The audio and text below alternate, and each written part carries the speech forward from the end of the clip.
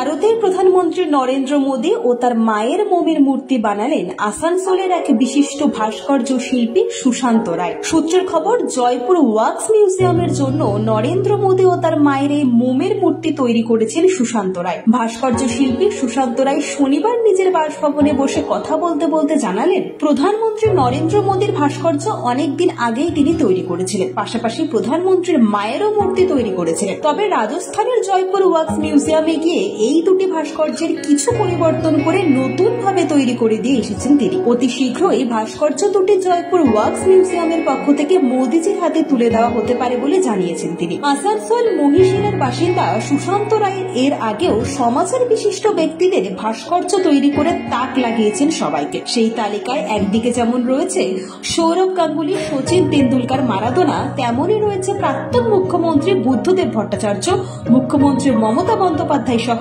রাজনৈতিক জগতের একাধিক ব্যক্তিত্ব। খুব ভালো লাগছে, আমার নিজে বানিয়েছি না, আমার খুব ভালো লেগেছে। এত সুন্দর মূর্তিটা এতদিন দেওয়া হয়নি, এখন দেওয়ার চেষ্টা করছে।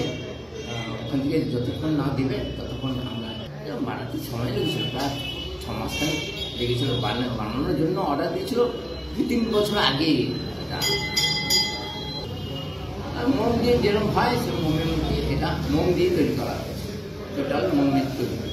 ব্যুরো রিপোর্ট, আজ বাংলা।